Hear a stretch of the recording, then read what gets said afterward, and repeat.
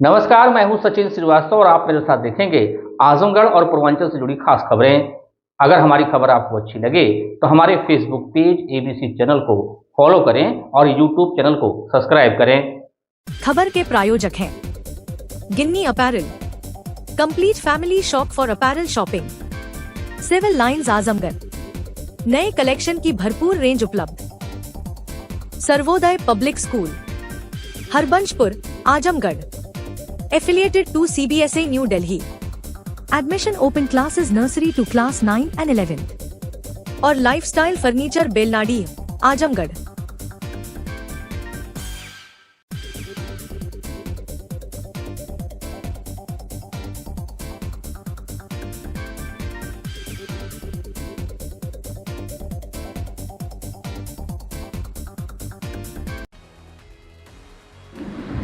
बड़ी खबर आजमगढ़ से, जहां आजमगढ़ जिले के गंभीरपुर थाना क्षेत्र के गोमाडीह है अनुसूचित जाति बस्ती में शनिवार सुबह बुजुर्ग दंपति की संदिग्ध परिस्थितियों में मौत हो जाने से गांव में सनसनी फैल गई।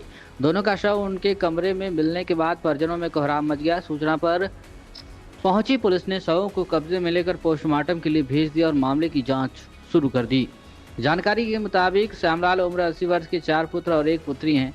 सभी बच्चों की शादी हो चुकी है। बेटी ने बताया कि 3 दिन पूर्व बुजुर्ग दंपति ने परिवार के सभी सदस्यों को बुलाकर अपनी जमीन का बंटवारा कर दिया था। आरोप है कि बंटवारे के अगले दिन बड़े पुत्र और उनकी पत्नी ने किसी बात को लेकर बुजुर्ग दंपति से विवाद किया। बताया जा रहा है कि शुक्रवार रात श्यामलाल और उनकी पत्नी बसंता देवी उम्र 77 वर्ष खाना खाने के बाद अपने कमरे में सोने चले गए। शनिवार सुबह जब छोटी बहू उन्हें जगाने पहुंची तो दोनों मृत अवस्था में पड़े मिले। घटना की जानकारी मिलते ही परिवार और आसपास के लोगों की भीड़ जुट गई। मृतक दंपति की पुत्री ने अपनी बड़ी भाभी पर जहर देकर मारने का हत्या करने का आरोप लगाया है। वहीं बुजुर्ग दंपति के पौत्र राजू का कहना है कि दादी बाबा ने एक साथ जहर खाकर जान दे दी। घटना की जानकारी होते ही गंभीरपुर थाना प्रभारी Amit Kumar Tripathi, SP city Madhuban Kumar Singh, forensic team मौके पर पहुंची, शव को कब्जे में लेकर पोस्टमार्टम के लिए भेज दिया और मामले की जाँच में जुट गई है। पहले क्या कुछ कहना है राजकुमारी मृतक की पुत्री और राजू मृतक के पौत्र का, सुनिए। क्या घटना घटी है? बेटवा पतो जहर दे के मार ले हम 4 हफ्ता अइले भयल ना है। एना लोग जहर खे के मार देले। कौन कौन? चारों बेटवा इनकर, चारों बेटवा चारों पतो पोती पोता जितना हुआ सब। आपको सूचना कब मिली? हमके सूचना मिलल है 6 बजे के करीबन मिलल है। कौन सूचना दिया आपको? यही के देना है, भाई लगाए ने फोन कहना हमके, कहना फुआ फुफा दोनों जने चल गई ने। हम तो ठेकवा में रही, पर्ची कटावा ले गैस के वहाँ से भाग के अली है। कि दादी बाबा 4 लड़के थे। अच्छा, देखने के लिए हम तैयार नहीं थे। हम लोग देख रहे, पोता बन के हम लोग देख रहे थे। हम लोग बोले जहाँ खाएंगे, जो खाएंगे खिलाएंगे, जहाँ सोएंगे वहीं सोना है। तो लोग हमको रूम दे दो। हम कहे ठीक हो देगा। उनके लड़के देखने के लिए तैयार नहीं थे, सबको हिस्सा चाहिए सिर्फ। अच्छा, कितने लड़के थे उनको? 4 लड़के थे। 4 लड़के थे। 4 लड़के क्या क्या करते हैं? एक लड़का तो जिया लाल है, तो बाहर भेजे थे। एक लड़के को अपनी नौकरी दिए थे। एक लड़का को 2 बारी भेजे थे। और एक लड़का को शादी किए थे। अच्छा, तो वो लड़का अभी बाहर, छोटा वाला बाहर है। अच्छा, तो आप किसके में रहते थे? वो लोग बूढ़े दादी बाबा हम लोगों में रहते थे। अच्छा, आप लोगों में रहते। तो आप मतलब उनके कौन से लड़के के लड़के हैं? मतलब बड़े सबसे बड़े लड़के के उनके? आप बड़े के लड़के हैं ना, मतलब आप उनके पोते हैं। तो उन लोगों दोनों लोगों का साथी में डेथ कैसे हो गया? दोनों लोग जहर खा लिए। अच्छा, दोनों लोग जहर खा लिए। तो जहर पाए कहाँ से ये लोग? जहर दुकान से लाए होंगे। जैसे बाबा पुराने आदमी थे, उनकी मतलब चलती थी, जानते थे। अब ये थोड़ी पता था कि ये जहर ले जाके खा लेंगे। अच्छा, एक औरत और मेरे घर की मांगी थी। अच्छा, तो दुकान वाला मेरे पास फोन किया था। तो मैं बोला कि जाके 4 झापड़ मार के भगा देना। अच्छा, दुकान वाला आपके यहाँ फोन कर दिया कि आपके घर की एक औरत आई है, जहर मांग रही है। लेकिन बाबा वहाँ से जहर नहीं लिए थे, कहीं और से लिए थे। अच्छा, बाबा कहीं और से जहर लिए थे? वहाँ से नहीं। अगर वहाँ से लेते तो आदमी मुझे फोन करता कि राजू ऐसी बात है, तुम्हारे घर का ये आदमी जहर मांग रहा है, बताओ क्या करूं? अच्छा, तो आप लोगों को कब पता चला कि ये लोग जहर खा रहे? सुबह में पता चला। सुबह में सब सो के उठे, दिन भर तो काम धंधा करते हैं। अब आएंगे, खा पी के सो जाएंगे। तो ये लोग रात को मतलब खाए थे? देखो, शाम काम पर से आया, मार्केट गया, बिंद्रा बाजार से सीधा मार्केट गया। तो वहाँ मैं सामान खरीदा, जैसे सब्जी वब्जी वगैरह जो भी है, शाम टाइम। एक खरबूजा भी खरीदा। खरबूजा पहले पानी में रखाया, फिर मेरे सामने चिराया। पहले मैं बोला दादी बाबा को देखिए आओ। हाँ। उसके बाद दादी बाबा को दे गया, तो हम लोग थोड़ा बाहर, जैसे घर गिरा था तो तराई कर रहे थे उसी, हाँ। और थोड़ा माटी बैठ जाए। तो उसके बाद खाना वाना खा लिए, तो उसके बाद मैं नहाया, नहा के मैं भी थोड़ा मोड़ा खाया, जाके दवा खा के लेट गया। अच्छा। तो दादी बाबा खा वा लिए, खाने के बाद अब कब खा लिए पता नहीं चला। अच्छा, तो किसी बात का लेकर विवाद चल रहा था क्या परिवार में? वही सब कह रहे थे कि बांट दो बांट दो। अच्छा, बंटवारे को लेकर हाँ। विवाद चल रहा था। अच्छा, इनकी कितनी लड़कियां थी जो एक लड़की है, एक लड़की। एक लड़की थी। हाँ। उनका घर कहाँ पर है? गोसा वहाँ इन्नी है, ठेका में। ठेकमा इंडी में उनका घर था। हाँ। क्या नाम है उनकी लड़की का? कुमारी, राजकुमारी। राजकुमारी नाम था। तो उनके यहाँ कितने दिन गए थे लोग रहे अभी थे? 10 महीने रहे थे। 10 महीने उनके बेटी जी के यहाँ रहे हाँ। थे, फिर आए थे यहाँ पर। फिर शादी पड़ी थी मेरी बहन की, अच्छा। तो मेरी बहन बात करी, गई बात करके ले आई। अब वो दादी बाबा से कह दी कि देखो कोई ना देखे तो भैया के पास रहो, तो जो खाएंगे खिलाएंगे, तो अपने घर ही आएंगे। यही बात है। अच्छा, तो आज आप लोग यहाँ पर आए हैं पोस्टमार्टम हाउस। हाँ। कौन कौन लोग हैं घर के, परिवार के? घर के तो ऐसे कोई नहीं है, मैं ही हूँ, मेरा भाई आ रहा है। अच्छा। अब मेरा बाप भी नहीं है, नहीं कोई चाचा है। तो ये लोग कहाँ पर हैं जो चाचा वाचा लोग? मेरा वो तो जिसको कोई नौकरी दी कलहरी है, मेरा बाप दिल्ली है। एक ठे है कैलाश। कैलाश। हाँ, वो गणमती का आदमी है। हाँ। वो घर ही है, और अवधेश चाचा बाहर है। अच्छा, इतने लोग हैं। वह इस मामले में क्षेत्राधिकारी लालगंज भूपेश पांडे ने बताया कि आज सुबह करीब 6 बजे पुलिस को सूचना मिली कि थाना गंभीरपुर के अंतर्गत आने वाला गोवा डी ग्राम में एक बुजुर्ग दंपत्ति जिनकी उम्र 80 वर्ष और 77 वर्ष थी ने कथित तौर पर जहर खाकर आत्महत्या कर ली। सूचना मिलते ही थाना गंभीरपुर की पुलिस और फॉरेंसिक टीम मौके पर पहुंची। शव को कब्जे में लेकर पोस्टमार्टम के लिए भेज दिया गया है। प्रथम दृष्टया यह मामला जहर खाने का प्रतीत हो रहा है। पुलिस द्वारा आगे की विधिक कार्रवाई और जांच जारी है। क्या कुछ कहना है भूपेश पांडे, सीओ लालगंज का, सुनिए। आज दिनांक सुबह करीब 6 बजे यह सूचना प्राप्त हुई कि थाना गंभीरपुर के गोमाडीह ग्राम में दो बुजुर्ग दंपत्ति जो करीब 80 वर्ष और 77 वर्ष के रहे, उनके द्वारा जहर खा के आत्महत्या कर ली गई है। सूचना प्राप्त होने पर थाना गंभीरपुर की पुलिस व फॉरेंसिक टीम मौके पर गई। शव को कब्जे में लेकर मॉर्चरी पोस्टमार्टम के लिए भेजा गया है। प्रथम दृष्टया जहर खाने का मामला प्रतीत हो रहा है। अग्रिम विधिक कार्रवाई प्रचलित है, जांच के बाद आवश्यक कार्रवाई की जाएगी। आजमगढ़ जिले के थाना सरायमीर पुलिस ने सोशल मीडिया पर अवैध असलहों के साथ वीडियो वायरल कर क्षेत्र में दहशत फैलाने वाले एक हिस्ट्री सीटर अपराधी को गिरफ्तार किया है। पुलिस ने अभियुक्त की निशानदेही पर एक अवैध तमंचा 315 बोर तथा 2 जिंदा कारतूस बरामद किए हैं। पुलिस के अनुसार गिरफ्तार अभियुक्त एहसान खान पुत्र स्वर्गीय मती उद्दीन निवासी ग्राम क्षेत्रपुर थाना सरायमीर का एक वीडियो सोशल मीडिया पर वायरल हुआ था, जिसमें वह अपने पास 3 अवैध असलहे होने की बात कर रहा था। वीडियो वायरल होने के बाद क्षेत्र में भय का माहौल बन गया था। वरिष्ठ पुलिस अधीक्षक आजमगढ़ के निर्देश पर अपराधियों के खिलाफ चलाए जा रहे अभियान के तहत प्रभार निरीक्षक भुवनेश कुमार चौबे अपनी टीम के साथ वांछित एवं इनामिया अपराधियों की तलाश में थे। इसी दौरान सूचना मिली कि एहसान खान जौनपुर जिले के थाना सराय ख्वाजा क्षेत्र के बड़ौर गाँव में मौजूद है और किसी वारदात को अंजाम दे सकता है। सूचना पर पुलिस ने उसे हिरासत में लेकर पूछताछ की। पूछताछ के दौरान पहले अभियुक्त ने पुलिस को गुमराह करने की कोशिश की, लेकिन सख्ती से पूछताछ पर उसने बताया कि उसने एक अवैध तमंचा और कारतूस ग्राम क्षेत्रपुर स्थित सलीम की बाग में पुराने बंद पड़े ट्यूबवेल में छिपा रखे हैं। अभियुक्त की निशानदेही पर पुलिस ने मौके से एक अवैध तमंचा 315 बोर, एक जिंदा कारतूस 315 बोर तथा एक जिंदा कारतूस 303 बोर बरामद किया है। बरामद असलहों के संबंध में कोई वैध दस्तावेज प्रस्तुत न कर पाने पर पुलिस ने अभियुक्त को गिरफ्तार कर लिया। पुलिस ने बताया कि एहसान खान के खिलाफ हत्या के प्रयास, arms act, gangster act, SC/ST act समेत विभिन्न धाराओं में 25 मुकदमे दर्ज हैं। आरोपी के विरुद्ध थाना सरायमीर में मुकदमा दर्ज कर उसे न्यायालय भेज दिया गया है। इस कार्रवाई में प्रभारी निरीक्षक भुवनेश कुमार चौबे, उप निरीक्षक Vidyakant Singh, head constable Dhirendra Mishra, constable Sandeep Jaiswal, Mahesh Tiwari और महिला कांस्टेबल कुसुम सिंह शामिल रहीं। आपको बता दें कि एहसान खान कांग्रेस पार्टी के टिकट पर लोकसभा चुनाव लड़ चुके हैं। इसके साथ ही वह समाजवादी पार्टी और भीम आर्मी में भी रह चुके हैं। किस मामले में गिरफ्तार हुई? एहसान खान के द्वारा कुछ दिन पहले एक वीडियो वायरल की गई थी, जिसमें कहा गया था कि मैं 3 अवैध असले खुले रखता हूं, जिसके संबंध में मेरे द्वारा जांच करने मैं इनके घर पर गया था, लेकिन ये वहां पर नहीं मिले। उसके बाद में भी इनको तलाश किया गया है, नहीं मिले। अब ये कल जो है जौनपुर में धरने पे वहां बैठे थे, वहाँ से इनको लाया गया, इनसे पूछताछ की गई। तब इन्होंने बताया कि मेरे पास एक अवैध असला है जो सलीम का बाग है चित्तेपुर में, और ट्यूबवेल के अंदर से इन्होंने बरामद कराया, जिसमें उसकी गिरफ्तारी की गई। तो लगातार चर्चा का विषय ये बना हुआ है कि पुलिस किसी दबाव में आके उनको गिरफ्तार की है। क्या ऐसा कुछ मामला है सर?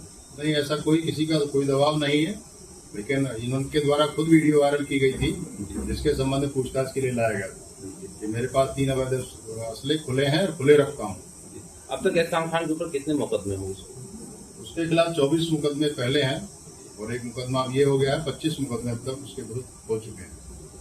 क्या न्यायालय में भेजा गया है कि अभी हिरासत में? न्यायालय भेजा जा रहा है। सर, उनका बैकग्राउंड जो हिस्ट्री है पॉलिटिकल रहा है, वो कहते मेरे साथ हमेशा राजनीतिक साजिश की जाती है। राजनीति से हम लोग का कोई मतलब नहीं है, वो राजनीतिक अपनी राजनेताओं से करें, लेकिन पुलिस का इससे कोई लेना देना नहीं। पुलिस अपराध पे काम करती है, अपराध पे काम करेगी।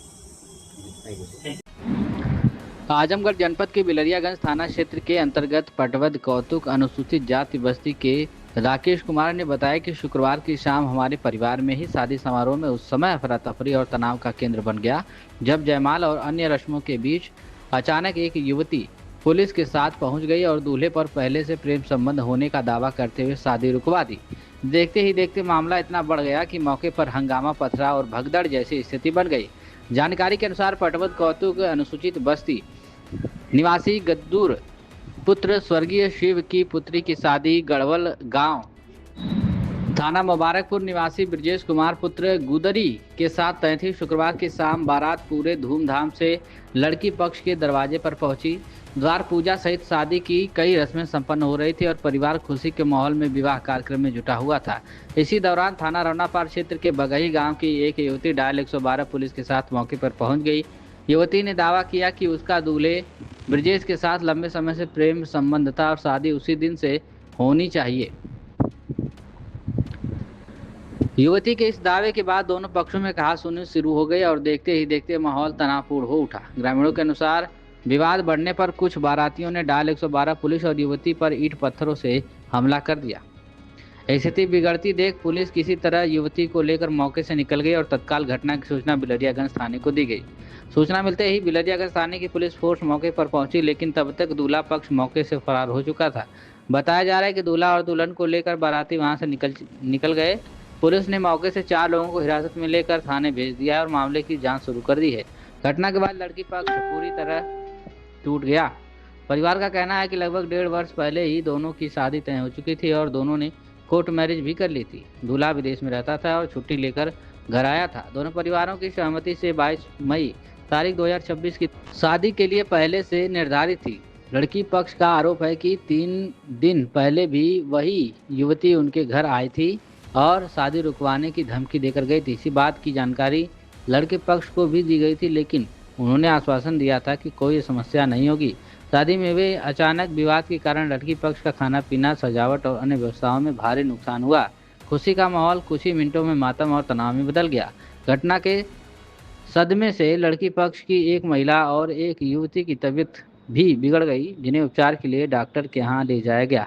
फिलहाल पुलिस पूरे मामले की जांच में जुटी हुई है। इलाके में इस घटना को लेकर तरह तरह की चर्चाएं भी हो रही हैं। क्या कुछ कहना है स्थानीय निवासी राकेश कुमार और अनिल कुमार वर्मा सीओ सगड़ी का सुनिए। क्या नाम है आपका? राकेश कुमार। घर कहाँ आपका है? मेरा पटवद कौतुक। अच्छा, आप पटोर से हैं? हाँ सर। तो आपके यहाँ बारात आई थी आज? आज बारात आई थी। क्या मामला हुआ है उसमें? ये हमारा 3 कार्यक्रम यहाँ मेरा निकल गया। क्या क्या? बरच्छा हो गया, तिलक हो गया, ठिकैया सब हो गई। हाँ। 3 कार्यक्रम। वो इसके बीच में वो कभी भी नहीं आई कि हमने अवगत कराए कि हम की शादी आप रोक दी। कौन नहीं आया? वो लड़की? जो लड़की थी वो यहाँ नहीं आई। लड़की कहाँ कराने वाली है? ये बगई की है। बगई रौनापार थाना? हाँ, रौनापार थाना। अच्छा, तो वो किसके साथ आई? अकेले आई है किसी के साथ? अब वो किसके साथ आई? बाई फोर्स आई है। अच्छा, तो शादी रुकवाने क्या कही है वो? कहे कि हम शादी मत करो, शादी हम करेंगे। अच्छा, तो क्या शादी का उन सबों से कोई बरबरच्छा उनके यहाँ कोई बातचीत थी? नहीं, उनके क्या कोई इसका नहीं है। अच्छा, शादी हो चुकी थी या नहीं हो चुकी? तब आई लड़की? इस लड़की की हमने जब शादी कर लिया तब उन्होंने आई है आज सेकंड टाइम। अब फर्स्ट टाइम जो है कि 2 दिन पहले आई है। अच्छा 2 दिन पहले भी आई थी? हाँ। जब आज आई है तो उस समय क्या हो रहा था? ये हमारी शादियाँ हो चुकी थी, लास्ट स्टेप पर थी। अच्छा। हाँ हमारी विदाई का ये था। अच्छा फिर फोर्स आई है तो इसके बाद फिर फोर्स क्या हुआ? फिर इसके बाद फोर्स आई, उसके बाद थोड़ा सा गांव के लोग या बराती के लोग वो थोड़ा सा नोक झोंक हुआ। हाँ। और उसी के बीच फिर लेके चली गई उस लड़की को। मारपीट भी पुलिस लेके चली गई? नहीं हुई है। हाँ। मारपीट नहीं हुई है। अच्छा मारपीट तोड़फोड़ कुछ नहीं हुई है? कुछ नहीं। अच्छा। तो इसके बाद फिर बाद में फिर पुलिस आई है? हाँ उसके बाद फिर पुलिस आई है। तो फिर किसको ले गई है पकड़ के? तो जो यहाँ के लड़की के चाचा को ले गई है त्रिभुवन को। हाँ। और जो उनके रिश्तेदार थे उनको 4 लोग को ले गए, 3-4 लोग को। अच्छा अच्छा। हाँ। लड़का कहाँ है? लड़का शादी करके चला गया। लड़का लड़की विदाई हो गई है? विदाई हो गई है। अच्छा लड़की लड़के चले गए? हाँ। लड़का कहाँ का रहने वाला है? अच्छा गढ़वाल बनगढ़ का है। अच्छा अच्छा। तो बारात मतलब शादी वादी करके चली गई जो है? चली गई। अब हमारे घराती लोग खा रहे थे। हाँ हाँ। भाई बारातियों को सेवा किए करने के बाद घराती अपना खा रहे थे। लड़के का नाम जानते हैं आप? लड़के का नहीं। अब आप लोग क्या चाहते हैं इस मामले में? अब हम लोग अब चाहते हैं कि भाई हम शादी कर दिए हैं, भाई कोई भी लड़की आगे किसी के शादी में हस्तक्षेप कर दे, 1 दिन पहले आ जाए तो ये तो सही नहीं है सामाजिक दृष्टि से। तो जब वह आई थी तो उसकी सूचना आप लोगों ने पुलिस उसको नहीं दी? पुलिस को हमने दिया था। अच्छा उसकी सूचना आपने पुलिस को दिया था कि वो आई हमारे यहाँ तंग कर रही है? अच्छा उसको भी हमने अवगत कराया, लड़के पक्ष को भी हमने अवगत कराया भाई देखो सर हमारे दरवाजे पर कोई दिक्कत ना आवे। तो लड़के पक्ष ने क्या कहा? कहा कि नहीं कोई दिक्कत नहीं होगा। और पुलिस भी कही कि ठीक है, ठीक कह करके उसके बाद फिर ये अटैक कर दी। अब क्या पुलिस कह रही है कि हमको कोई जानकारी नहीं, हमारे यहाँ कोई जानकारी नहीं दी गई। ये केवल भरमावा दिया जा रहा है, कुछ ऐसा नहीं। कोई लिखित आपने दिया था थाने पर? लिखित नहीं दिया था, उसे मौखिक हमने वार्तालाप हुई थी। दिनांक 22/5/26 को थाना रोनापार क्षेत्र की एक युवती द्वारा थाना पर सूचना दी गई कि उसका विगत कई वर्षों से ब्रिजेश राम निवासी थाना मुबारकपुर के साथ प्रेम प्रसंग था तथा उक्त व्यक्ति द्वारा दूसरी जगह विवाह करने जा रहा है।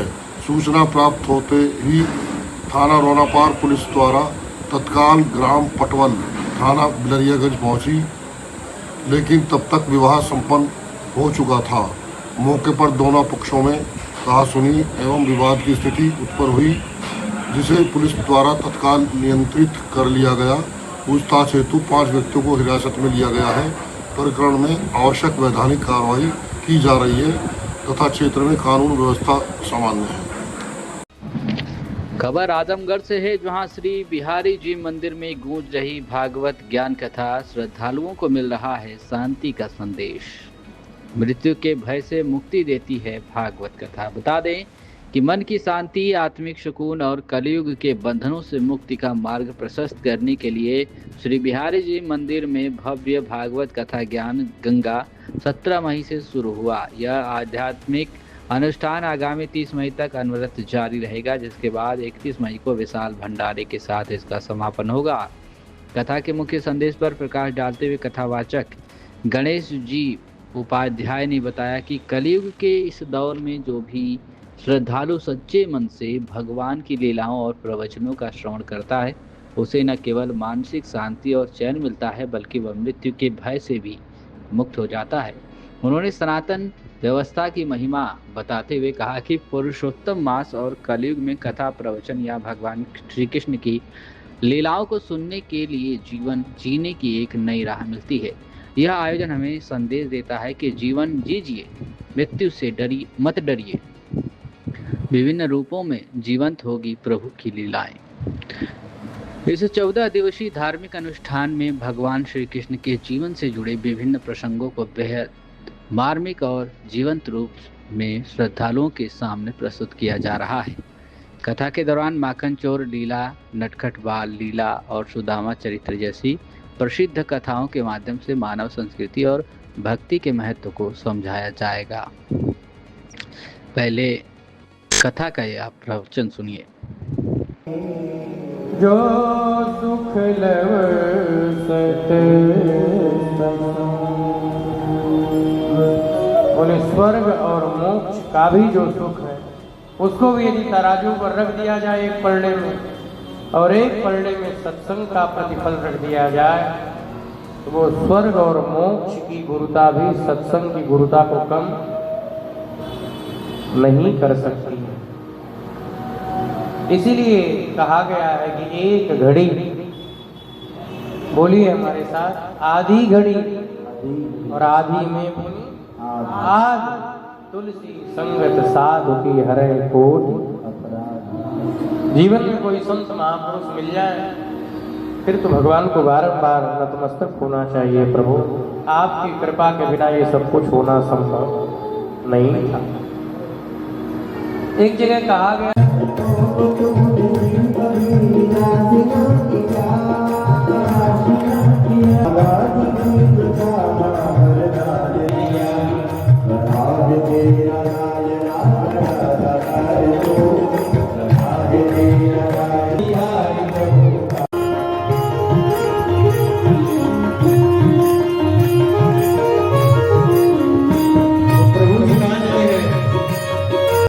प्रतिदिन यह कथा शाम 5 बजे से रात 8 बजे तक चल रही है।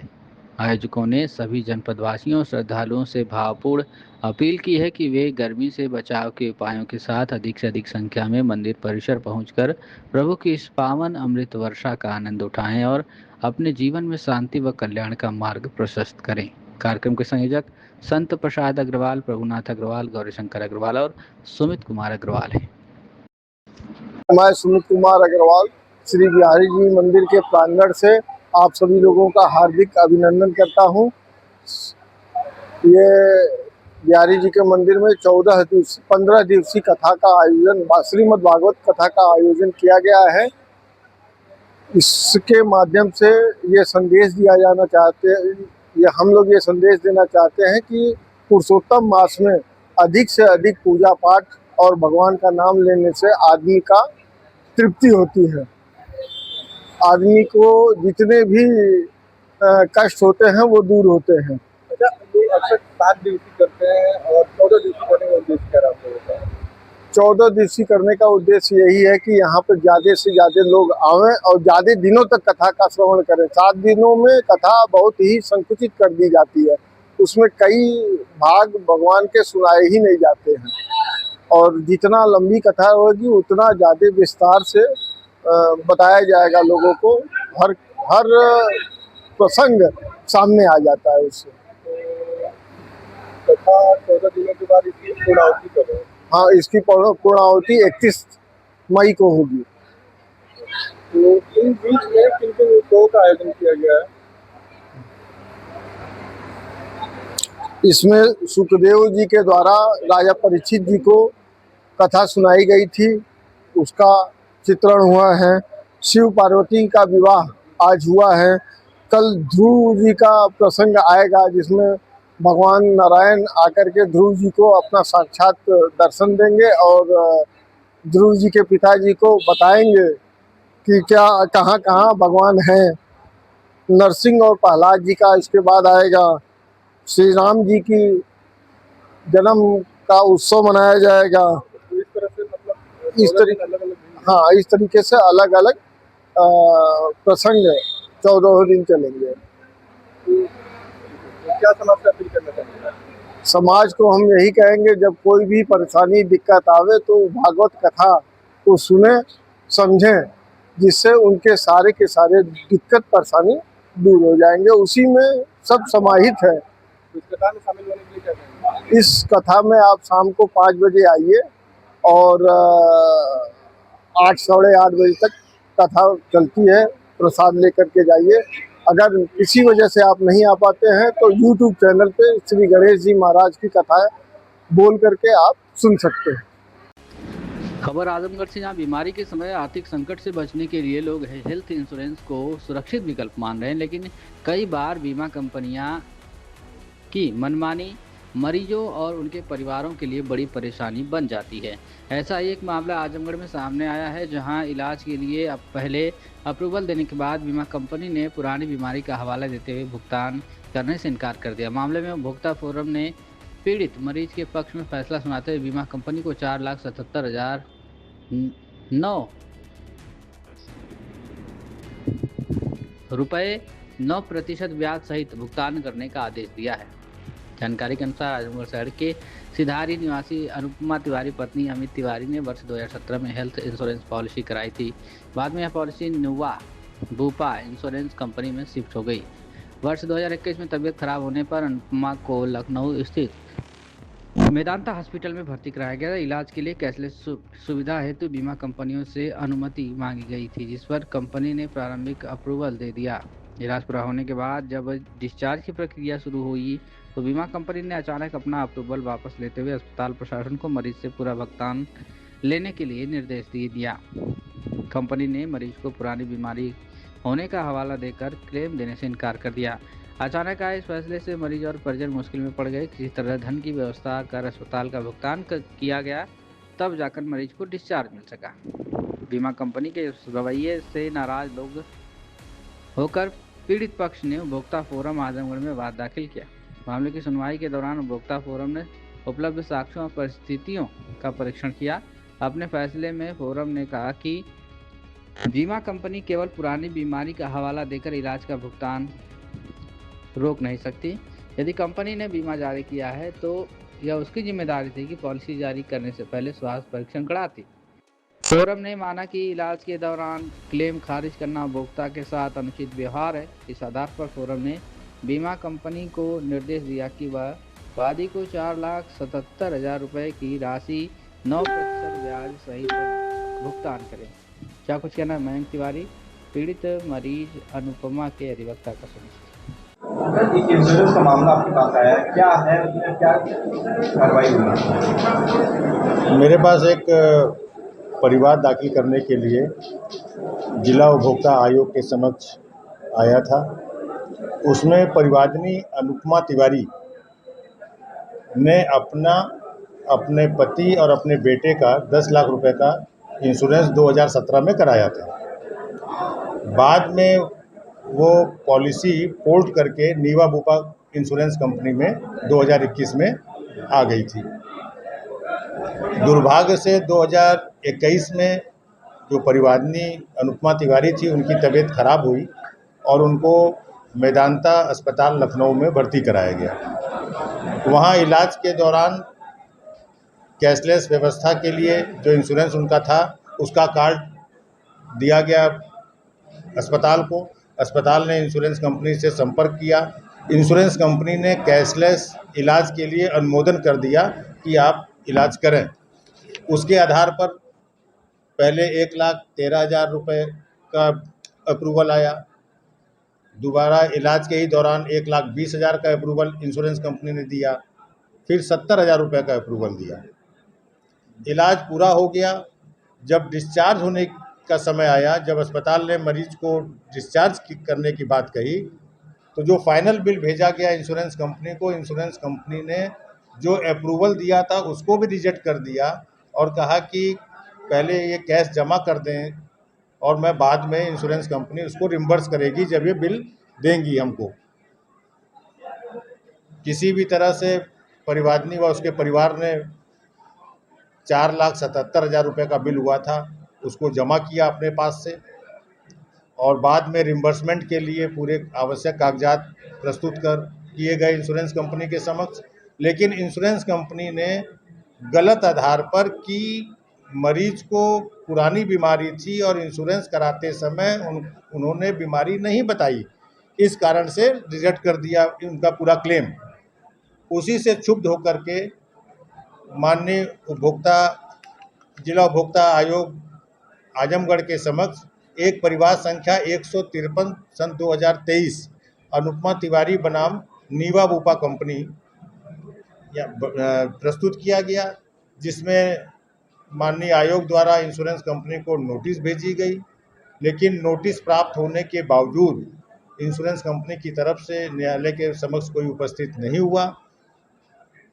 तो न्यायालय द्वारा पूरे पत्रावली को दोष गुण के आधार पर सुनवाई करते हुए 16/5/2026 को अंतिम रूप से निस्तारित करते हुए इंश्योरेंस कंपनी के कृत्य को गलत पाया, उनके कृत्य को सेवा में कमी पाई और साथ में ये भी कहा कि यदि कोई पुरानी बीमारी थी तो ये इंश्योरेंस कंपनी का दायित्व था कि वो उसकी जांच कराते।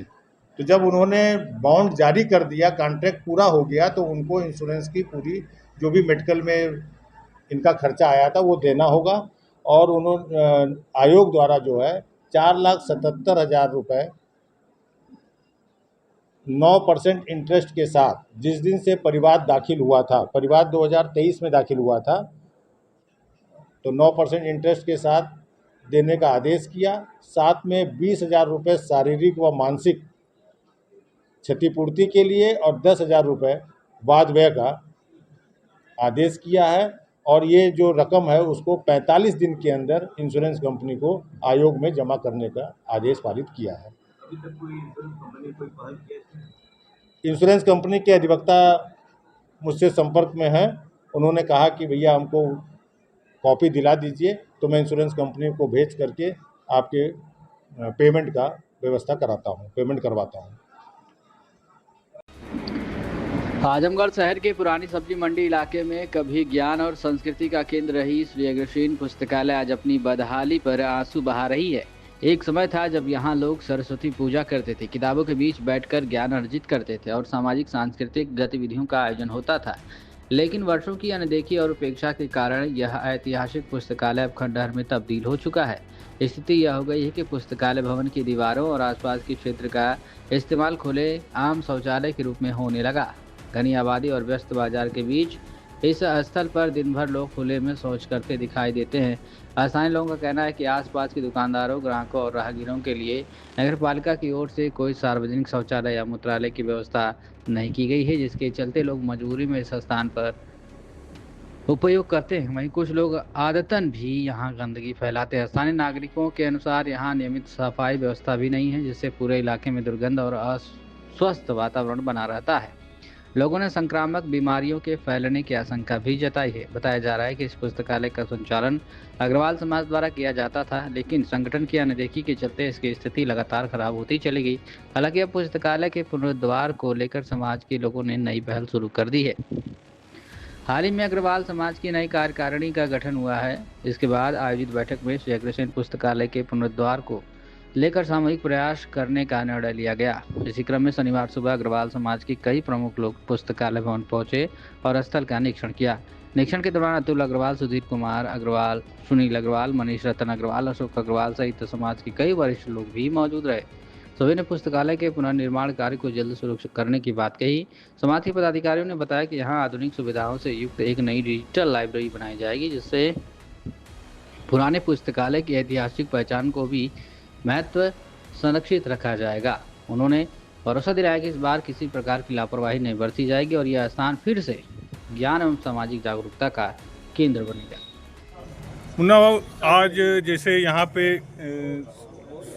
पुस्तकालय हुआ करता था कभी, तो आज इसके पुनरुद्धार की क्या चर्चा हो रही है और क्या आप लोग आए हैं किस उद्देश्य से? समाज आज यहाँ पर एकत्रित हुआ है कि इस जगह के बारे में कि इसका जीर्णोद्धार हो जाए, और सभी लोग जब एक साथ होकर के एकजुट होकर के करेंगे तो इसका जीर्णोद्धार हो जाएगा, तो सब्जी मंडी हमारे मोहल्ले का रौनक बढ़ जाएगा और जो इतनी गंदगियां हैं वो सब साफ हो जाएंगी। अग्रसेन पुस्तकालय ये रहा है जर्जर हालत में है, कई सालों से इसकी अनदेखी की गई है।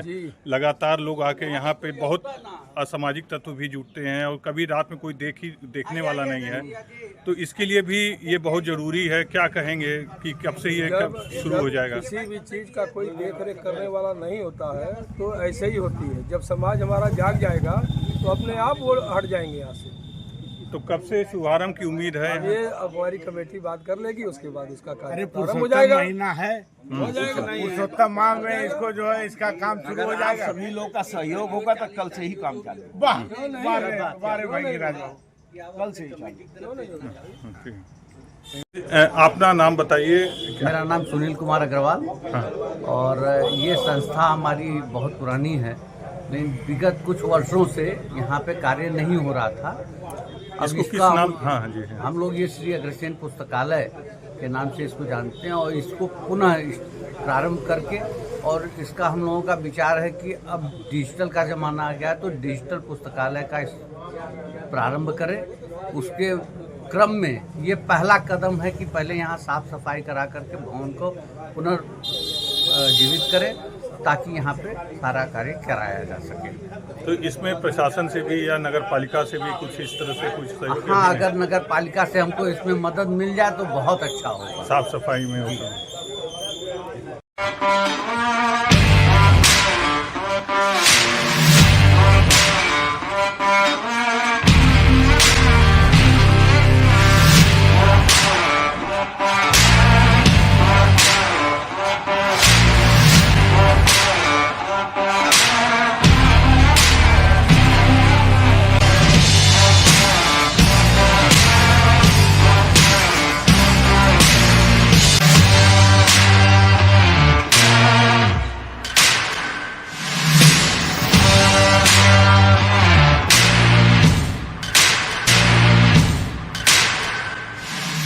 सर्वोदय पब्लिक स्कूल आजमगढ़ में आपका स्वागत है, जहां हर दिन एक नई शुरुआत होती है। यहां आपके बच्चे की अच्छी शिक्षा और बेहतर भविष्य के लिए नई शिक्षा नीति 2020 के अनुरूप पाठ्यक्रम है और इससे जुड़ी सभी सुविधाएं उपलब्ध हैं। यहां sports, horse riding, dance classes जैसी यूजफुल एक्टिविटीज तो होती ही हैं, साथ ही लाइब्रेरी, म्यूजिक और आर्ट एंड क्राफ्ट के थ्रू भी बच्चों की क्रिएटिविटी को स्पेशली बढ़ावा दिया जाता है। बच्चों को तकनीकी दुनिया से जोड़े रखने के लिए स्मार्ट क्लासेस, रोबोटिक्स और कंप्यूटर लैब्स उपलब्ध हैं। छोटे बच्चों के लिए अलग से प्ले सेट एरिया है और एक्टिविटी रूम की व्यवस्था है। सर्वोदय स्कूल में बड़ी क्रिकेट एकेडमी के साथ ही हेल्थ और वेलफेयर क्लब भी है, जहां पर बच्चों को सेहतमंद और खुश रखने की पूरी कोशिश की जाती है। 6th क्लास से गर्ल्स के लिए सेपरेट क्लासेस और बिल्कुल सुरक्षित स्कूल बस सर्विसेज, वो भी GPS के साथ सभी रूट्स के लिए अवेलेबल है। Lifestyle furniture, Belnadi, Azamgarh. सभी प्रकार के फर्नीचर एवं इलेक्ट्रॉनिक सामानों की भरपूर रेंज उपलब्ध। हमारे यहाँ EMI की सुविधा 0% ब्याज पर उपलब्ध। इलेक्ट्रॉनिक सामानों में LED TV, refrigerator, washing machine, air conditioner, air cooler, deep freezer, water cooler, mixer juicer, iron, fan, induction, battery, inverter, electric geyser, gas geyser, आटा चक्की इत्यादि। फर्नीचर के सामानों में बेड, गद्दा, सिंगारदान, अलमीरा, sofa, table, chair, rack, stool, संदीली, सीढ़ी, डाइनिंग टेबल, झूला आदि। शादी विवाह की हो तैयारी या ऑफिस और घर के लिए सामानों की करनी हो खरीदारी, पहुँचिए लाइफस्टाइल फर्नीचर, बेलनाडी, आजमगढ़।